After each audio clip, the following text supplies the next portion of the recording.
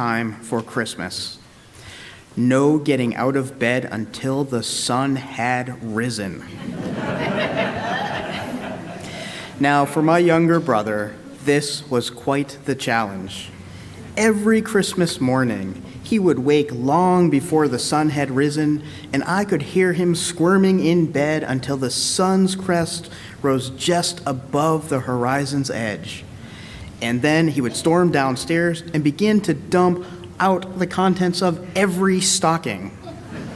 And if my folks did not arrive downstairs before he had finished this task, and mind you, it took him mere seconds, he would move right on to unwrapping all the presents under the tree, regardless of who they were designed for. But for me, the anticipation was most intense, waiting for the day before Christmas. By the time Thanksgiving rolled around, I could hardly wait to go to church on Christmas Eve. And by Christmas Eve itself, well, I was that same bubble of energy my brother was on Christmas morning. The Christmas Eve services were and still are among my favorite worship services all year round.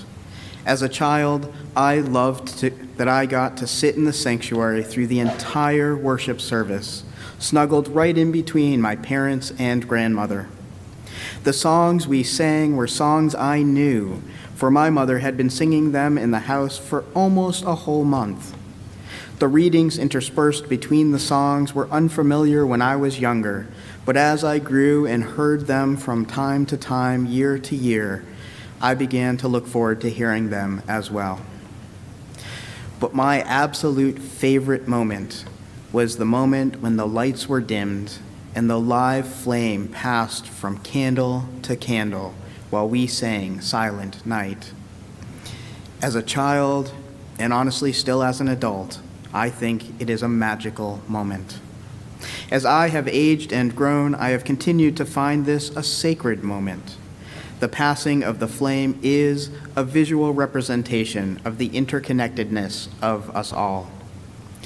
Each year, I expected that this magical moment would remind us of our connectedness and automatically bring the world more peace, would erase the hurts and pains of the world. The Reverend Dr. Howard Thurman writes in his poem, "I will light candles for Christmas. I will light candles this Christmas, candles of joy despite all the sadness, candles of hope where despair keeps watch, candles of courage for fears ever present, candles of peace for tempest-tossed days, candles of grace to ease heavy burdens, candles of love to inspire all my living, candles that will burn all year long."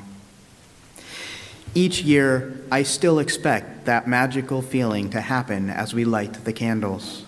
But no longer do I expect the magic to be a result of lighting candles alone.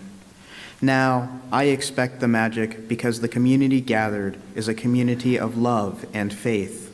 It is a community of people voluntarily choosing to be together to remember all that is of worth in our daily lives. It is a community filled with love and commitment and hope. It is this power of a community of people coming together that continues to lift my heart. I no longer expect that the lighting of candles alone will transform the sadness to joy, the despair to hope, and the fears to courage. But sometimes that act of gathering together and lighting candles does just this.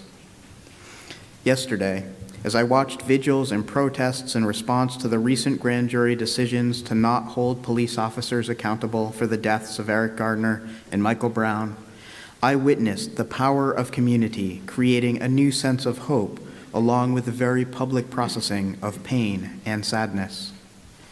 We can't all attend the protests, can't be at every big moment of action, but even still, we can always take part in bending the arc of the universe more towards justice. We can choose to expect better from the world, from each other. We can choose to not give up hope and not settle for less than justice. In the rush of this Christmas season, we can take time to greet one another more fully, can make time to accompany another on their life journey, just as we might want accompaniment on ours.